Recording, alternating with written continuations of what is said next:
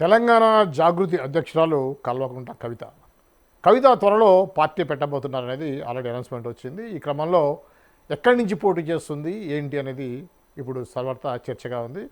Already Siddipet Harish Rao మీద అందరి యొక్క గురి అటే ఉంది. రేవంత్ రెడ్డి, కవిత ఇద్దరు కూడా హరీష్ రావుని టార్గెట్ చేస్తున్నారు. ఈ క్రమంలో అక్కడ రాజకీయాలు ఎలా ఉన్నాయి, ఎలా ఉండబోతున్నాయి అనే అంశం గురించి మాట్లాడడానికి మన స్టూడియోకి వచ్చారు సీనియర్ జర్నలిస్ట్ రామదుర్గం మధుసూదన్ గారు. వారితో మాట్లాడి ఇంకా డీటెయిల్గా ఆ యొక్క విషయం గురించి తెలుసుకునే ప్రయత్నం చేద్దాం. నమస్తే సార్. నమస్తే అండి. సార్ ఏంటి సార్, ట్రబుల్ షూటర్ అనేటువంటి హరీష్ రావుని ట్రబుల్స్లో పడేసే విధంగా ఈ యొక్క ఒక పక్కన కవిత, ఇంకో పక్కన రేవంత్ రెడ్డి అతనే టార్గెట్ చేయడం ఎలా ఉంది? నిజానికి ఇది ఏ విధంగా ఉంటుందంటారు? అంటే ఒకటైతే నిజమండి, బీఆర్ఎస్ పార్టీ పాపం చిక్కుల్లో చిక్కుకుంది. ఎప్పుడైతే కల్వకుంట్ల కవిత కేసీఆర్ ఇంటి ఆడబిడ్డ, ఆ పార్టీ ఇంటి ఆడబిడ్డ, ఆ పార్టీనే తిట్టి ఆ పార్టీ నాయకులపైనే ఆరోపణలు చేసి పార్టీ నుంచి ఎప్పుడైతే బయటకు వెళ్ళగొట్టబడిందో అప్పటి నుంచి కూడా కష్టాలు ఒక్కొక్కటిగా వెంటాడుతూనే ఉన్నాయి. ఇప్పుడు మొన్న ఫార్ములా రేస్ కోర్సులోనే A1 కేటీఆర్, అలాగే హరీష్ రావును, సంతోష్ రావును మీరు గమనించండి. కవిత మొదటి నుంచి కూడా వీళ్ళిద్దరిపైన విరుచుకుపడుతోంది. కేటీఆర్ని అంటోంది, హరీష్ రావును అంటుంది, సంతోష్ రావును అంటుంది. వీళ్ళు ముగ్గురిని కూడా ఏమాత్రం తేడా లేకుండా తిడుతోంది కవిత గారు. ఆమె అసలు జైలు నుంచి వచ్చాక ఆమె ఏమని చెప్పింది, బీఆర్ఎస్లోనూ బీజేపీలో ఈ పార్టీని కలిపేస్తారని ఒక దుమారం లేపారు. అంతెందుకు అంతకు ముందు కూడా ఈ విచారణ చేపట్టే దానికి ముందు కూడా ఎప్పుడైతే బీఆర్ఎస్ పార్టీ పెద్ద సభ ఏర్పాటు చేసి కేసీఆర్ గారు ఒకే వ్యక్తి ప్రసంగించి కేటీఆర్ని మాత్రమే అక్కడ కూర్చోబెట్టి మిగిలిన వాళ్ళు ఎవరిని కూర్చోబెట్టకపోయినప్పుడు అప్పుడు కూడా డాడీ అని, డియర్ డాడీ అని చెప్పి ఒక లేఖ రాసి ఆ లేఖ దొరికిపోవడం, ఆ లేఖలో ఉన్న విషయాలతోనూ అందరూ గుస్సా కావడం, ఇవన్నీ కూడా అప్పుడు కూడా కేటీఆర్ ఏమన్నారు, కొన్ని విషయాలు అంతర్గతంగానే ఉంటే బాగుంటాయి, వాటిని బహిరంగ చర్చిస్తే ఏం బాగుంటుంది అని సున్నితంగా అనడం, ఇవన్నీ కూడా అంటే చినికి గాలి వానగా మారాయి అన్నట్టుగా తయారైంది వ్యవహారం. ఇప్పుడు తాజాగా ఏంటంటే ఎప్పుడైతే లిక్కర్ కేసులోన ఆమె ఇరుక్కునిందో పార్టీకి డీఫేమ్ వచ్చిన మాట అయితే వాస్తవం. మళ్ళీ అది రాజకీయంగా కుట్రగా ఆమె నిరీక్షించారా, నిజంగా ఆమె ఆ కేసులో నిందితురాలు అవునా కాదా అనేటువంటిది కాలం తేల్చాల్సిన విషయం. ఎందుకు నేను కాలం తేల్చాల్సిన విషయం అంటున్నానంటే, ఆమె పైన కేసు నిరాధారమని కోర్టు చెప్పినా కూడా సిబిఐ మళ్ళీ పిటిషన్ వేసింది, ఇంకోసారి విచారించండి. సో మళ్ళీ విచారణకు పిలిచే అవకాశం ఉంది. సో ఇలాంటప్పుడు ఏంటంటే ఈ కేసు ఇంత త్వరగా ముగిసిపోదు. అంటే ఈ సిబిఐ ఈ కేసును ముగియకుండా అలాగే నానబెడుతుందంటే దీని వెనుక ఏవో రాజకీయ హస్తాలు కూడా ఉన్నాయా అని రాజకీయ నాయకులు అనుమానపడుతున్నారు, ముఖ్యంగా బీఆర్ఎస్ పార్టీ అనుమానపడుతుంది. ఎందుకు దీన్ని రావణ కాష్టంలో ఇంకా కొనసాగిస్తున్నారు, అయిపోయింది అనుకున్న దానికి ఇంకా ఎందుకు కొనసాగిస్తున్నారని. సో ఇప్పుడు కవిత ఏంటంటే, నా పైన దేవుడికి తెలుసు, నా గురించి దేవుడు నా పక్షాన ఉన్నాడు, ఏ విచారణకైనా సరే నేను మళ్ళీ కడిగిన ముత్యంలో బయటకు వస్తానని ఆమె చెప్పడం. అసలు ఈ కేసు నుంచి ఆమె కేసు కొట్టేసిన మరుసటి రోజు కేటీఆర్ గారు ఏమని ట్వీట్ చేశారు, బీఆర్ఎస్ పార్టీ పైన పడ్డ అపప్రద తొలగిపోయింది అంటే అప్పుడు ఆయన అన్నారు, ఆమె ఏమన్నది, బీఆర్ఎస్ పార్టీ పైన పడిన అపప్రద తొలగిపోయిందంటే నా వల్ల అపప్రద వచ్చిందా, నేనా కారకురాల్ని, ఈ కేసు నిరాధారమైందని తెలియదా, అంటే పార్టీకి చెడ్డ పేరు రావడానికి నేను కారణమయ్యానా, మీ వల్ల కదా నాశనమైంది, మీ వల్ల కదా పార్టీ దెబ్బతినింది, వర్కింగ్ ప్రెసిడెంట్గా నీ స్టాండ్ ఏంటి, అసలు నువ్వేం మాట్లాడుతున్నావు, నీకేమైనా దిమాకు ఉందా అని నేరుగా వేసుకునింది అనమాట. సో అప్పటి నుంచి కూడా అన్నా చెల్లెళ్ళ మధ్య వార్ జరుగుతూనే ఉంది. ఈ వారు ఎంత తీవ్రంగా వెళ్ళిపోయిందంటే చివరికి ఆమె కేసీఆర్ గారిని కూడా నాన్నగారిని పిలవకుండా కేసీఆర్ గారిని పిలిచేటువంటి పరిస్థితి వచ్చింది. ఇంత ముదిరిపాకాన బయటపడిన తర్వాత ఆమెను పార్టీ నుంచి బయటకు వెళ్ళగొట్టిన మరుక్షణం ఏమనింది, పార్టీ నుంచి నన్ను బయట వెళ్ళగొట్టారు, తెలంగాణ ప్రజల గుండెల నుంచి నన్ను బయటకు తీసుకెళ్లారు, నేను కొత్త పార్టీ పెట్టబోతున్నానని చెప్పారు. రేపు ఆ కొత్త పార్టీని ప్రారంభించబోతున్నారు.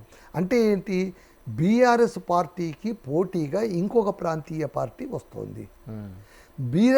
ఎప్పుడైతే కాంగ్రెస్కు వైఎస్ఆర్సీపీ కాంగ్రెస్ ఎట్లాగైతే తల్లి పార్టీ పిల్ల పార్టీ అని అన్నారో అప్పట్లో కాంగ్రెస్ వాళ్ళు, అలా తెలుగుదేశం వాళ్ళు కూడా ఇప్పుడు కూడా బీఆర్ఎస్ పార్టీకి ఇది పిల్ల పార్టీలాగా తయారు కావుతుంది.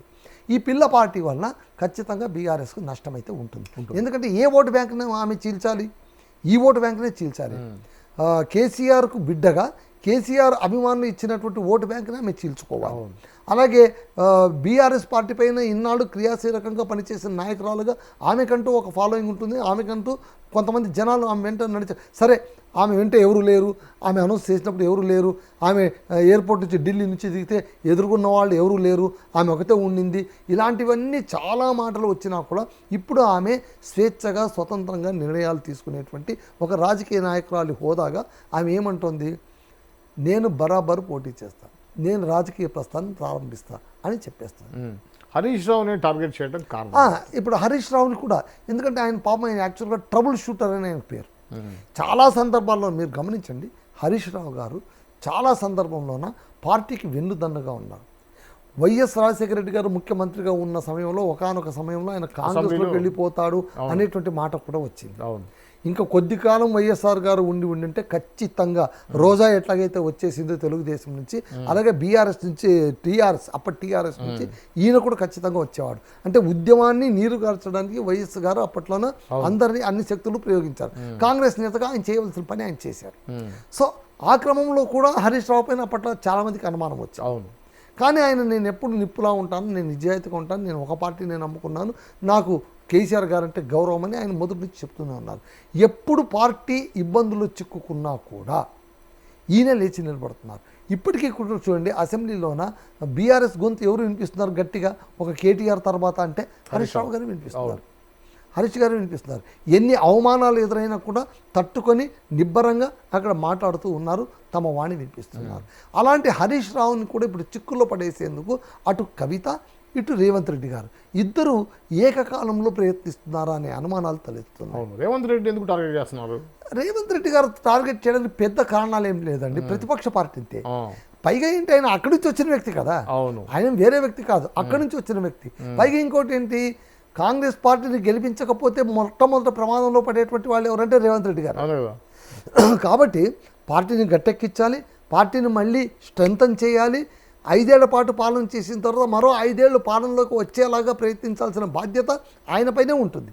రేపొద్దున పార్టీ అధికారంలోకి రాకపోతే ఖచ్చితంగా రేవంత్ రెడ్డి గారిని అంటారు, ఆయన చేసిన నిర్వాహకం వల్ల పార్టీ పోయిందని అంటారు.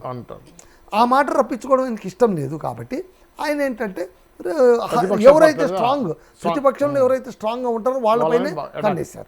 సో ఆ లెక్కలో ఏంటంటే హరీష్ రావు పైన, ఎందుకంటే సిద్దిపేటలోనే పోయారు. మీరు చాలా గమనించండి, మొన్న ఒక వారం రోజుల క్రితం అనుకుంటాను, అక్కడ ఆయిల్ ఫ్యాక్టరీ ఒకటి ప్రారంభిస్తే అసలు సిద్దిపేట తదితర ప్రాంతంలో ఆయిల్ ఫామ్ సాగును ప్రోత్సహించిందే బీఆర్ఎస్ పార్టీ. ఏ మాట కామాట చెప్పుకోవాలి. హరీష్ రావు గారు మొదలైన వాళ్ళందరూ కూడా మీరు సీజనల్ పంటతో పాటు దీన్ని కూడా సాగు చేయండి, మీకు ఇది వాణిజ్య పంట, దీని ద్వారా మీకు మంచి మార్కెట్ దొరుకుతుంది, రైతులు గట్టెక్కుతారు అని చెప్పి వాళ్ళని ప్రోత్సహించి అందులో దించారు. అయితే ఆ ఆయిల్ ఫామ్ కంపెనీ అప్పట్లో కంపెనీ కూడా స్టార్ట్ చేయించారు, దాన్ని ఈయన ప్రారంభించారు. ప్రారంభించినప్పుడు ఆయన ఏం చెప్పారు, సిద్దిపేటను కాంగ్రెస్ వచ్చాక మరింత అభివృద్ధి చేసింది అని చెప్పారు. అభివృద్ధి చేసిండొచ్చు కానీ మరింత అనేటువంటిది అబద్ధమండి. ఎందుకంటే సిద్దిపేటను హరీష్ రావు అభివృద్ధి చేసినంతగా ఏ నాయకుడు అభివృద్ధి చేయలేదు. కారణం ఏంటంటే ఆయన తన ఆత్మనంతా అందులో పెట్టారు.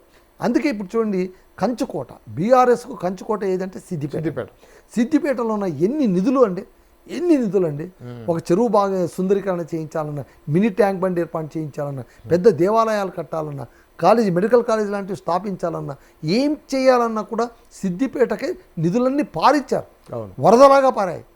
ఒకనొక సందర్భంలోనే కేసీఆర్ కూడా అన్నారు, ఈ హరీష్ రావు మామూలుడు కాదు, మాయలోడు, నాతో మాయ మాటలు చేసి తన నియోజకవర్గానికి నిధులని తీసుకుపోతున్నారు, ఆ నియోజకవర్గాన్ని అభివృద్ధి చేస్తే నాకు అంత చెడ్డ పేరు వస్తుందయ్యా, అందరు నన్ను అంటారు, ఏమయ్యా ముఖ్యమంత్రి మన సిద్దిపేట చూస్తే ఇంత అద్భుతంగా ఉంది.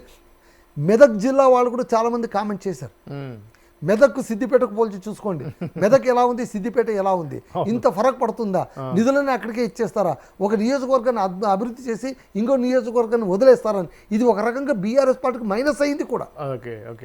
మళ్ళీ అంతగా దాన్ని పొత్తిళ్లలో పెట్టుకొని పెంచినటువంటి హరీష్ రావుకు అక్కడ నెగిటివ్ ఓట్లు ఎందుకు వస్తాయండి? ఎట్టి పరిస్థితుల్లో రావు.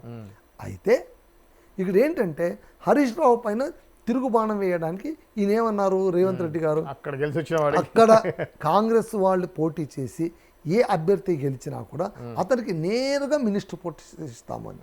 అంటే he will be the giant killer. ఎవరైతే ఓడిస్తారో వాళ్ళు జైంట్ కిల్లర్గా మిగిలిపోతారు. సో వాళ్ళకు మేము ఖచ్చితంగా మినిస్టర్ పోస్ట్ ఇస్తామని ఆయన హామీ ఇచ్చారు సభాముఖంగా. అట్ ది సేమ్ టైం కవిత గారు కూడా ఏం ఆలోచిస్తున్నారు, తన రాజకీయ ప్రస్థానానికి తొలి వేదికగా సిద్దిపేటను మార్చుకునేందుకు ఆమె ప్రయత్నిస్తున్నారు. ఎందుకంటే కవిత గారు హరీష్ రావు గారి పైన మండిపడ్డారు. ఆ తర్వాత దయ్యాలున్నాయి, దేవుడు లాంటి కేసీఆర్ పక్కన కొన్ని దయ్యాలు ఉన్నాయని చెప్పారు. ఆ దయ్యాలను ఒక దయ్యంగా హరీష్ రావు, సంతోష్ రావు పేరు కూడా ఉందని ఆమె నేరుగా చెప్పింది. ఇదేం మనం ఊహించింది కాదు, ఆమె నేరుగానే చెప్పారు. రాజకీయంగానే కాదు, సిద్ధాంతపరంగానే కాదు, వ్యక్తిగతంగా కూడా విభేదించుకునే స్థాయిలోకి వాళ్ళ మధ్య కక్షలు పెరిగిపోయాయి. సో ఒకవేళ సిద్దిపేట నుంచి ఆమె తొలి రాజకీయ వేదిక అయితే ఖచ్చితంగా ఆమె ఎన్నికల్లో అక్కడి నుంచే పోటీ చేసే అవకాశాలు ఉన్నాయి.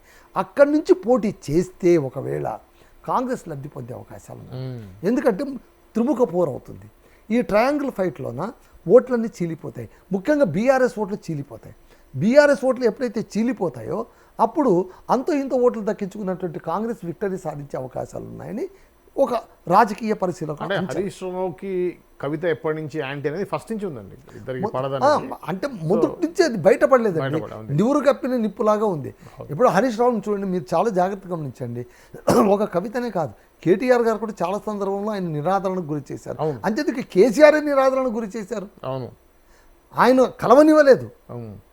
రెండవ దఫా ఆయన ముఖ్యమంత్రిగా పదవి స్వీకారం చేసిన తర్వాత కేసీఆర్ గారు ఆయన దర్శనం కోసం పడిగాపులు కాచిన వారిలో హరీష్ రావు కూడా ఉన్నారు. అవును, అది కాదని నేను సత్యం. ఈ అవమానాలన్నింటినీ దిగమింగుకొని కూడా ఏమంటే ఇప్పుడు ఆయన వెళతానంటే అన్ని పార్టీలు రెడ్ కార్పెట్ వేసి వెల్కమ్ చేసేందుకు సిద్ధంగా ఉన్నాయి. కాంగ్రెస్ కావచ్చు, బీజేపీ కావచ్చు, ఎప్పుడైనా కానీ వెంటనే రండి అని ఆహ్వానం పలికేందుకు సిద్ధంగా ఉన్నాయి. కానీ ఆయన ఎందుకు అక్కడే ఉన్నాడంటే బీఆర్ఎస్ పార్టీ తన ఇంటి పార్టీ, ఎంత లేదన్నా ఆయన మామగారు కావాలి కాబట్టి ఇంటి పార్టీ, కాబట్టి ఇంటి పార్టీని జాగ్రత్తగా కాపాడుకోవాలని ఆ మమకారంతో ఉన్నారు. కేసీఆర్ పైన మమకారంతో ఉన్నారు, అవమానాలను ఎదుర్కొంటూ ఉన్నారు. ఇప్పుడు ఆయన కిందనే చేప కింద నీళ్లు తీసుకురావాలని వీళ్ళు ప్రయత్నిస్తున్నారు. అది దురదృష్టకరం. కరెక్ట్. థ్యాంక్ యూ అండి, థ్యాంక్ యూ. ఇది అండి ఏదైతే ప్రస్తుతం సిద్దిపేటలో జరిగేటువంటి రాజకీయం ఎలా ఉందనే విషయం మీద కూలంకషంగా మధుసూదన్ గారు చెప్పారు. మరో అంశంతో మళ్ళీ కలుద్దాం. చూస్తూనే ఉండండి పొలిటైన్ మీడియా.